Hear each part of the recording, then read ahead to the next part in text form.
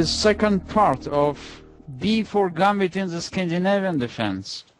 So in the previous lecture we studied the position after e4, d5, e takes d5, queen takes d5, which leads to the classical Scandinavian defense when black is trying to get rid of white's central pawn immediately, but white is taking the advantage of black's early queen's development by playing knight c3, so force black's queen to go away from the center.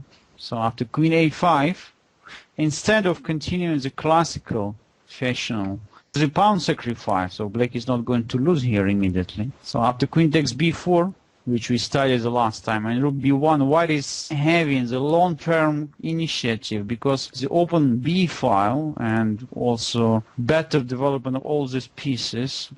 As well, black's bishop on c8 has to stay there for a while, so just bishop cannot leave the c8 square since b7 pawn is under threat.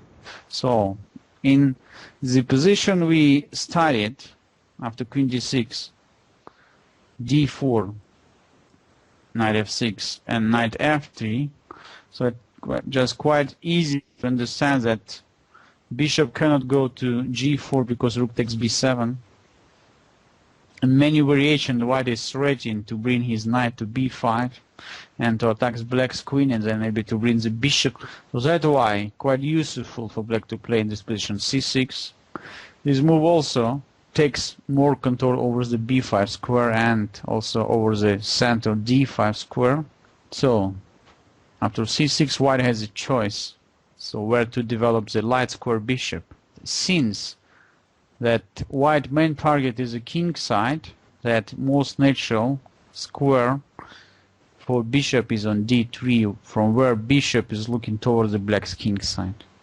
So we are following the game between John Dalpon and Gerard Griespan from the Netherlands Championship 1922.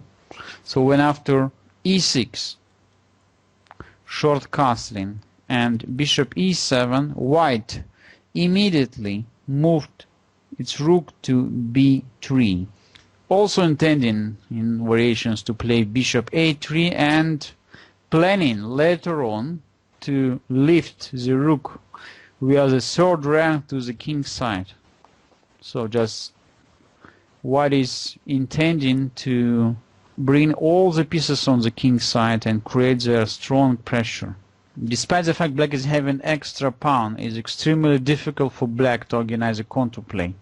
So his position is very safe, but after just one slip, everything could be demolished. Exactly what happened in this game. After short castling or queen c7, so when black is trying to avoid bishop a3 move, knight e5, short castling, and now knight e4, white is trying to get rid of the last defenders of the black's king side. So after knight e4, we have many different threats. Also knight takes f6, also bishop to f4, also knight g5. For instance, if black is just trying to continue developing his queen side after b6, intending to bring the bishop to b7 and then to counterattack white's center after c5, this leads to immediate disaster after white to move and win. How could you find this? Look, all white pieces are looking towards the black's king side.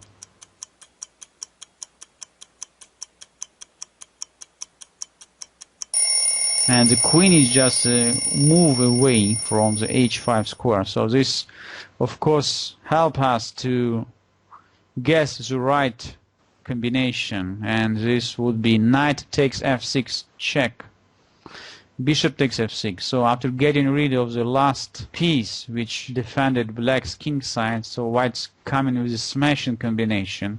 So there's a typical sacrifice. Bishop takes h7 check,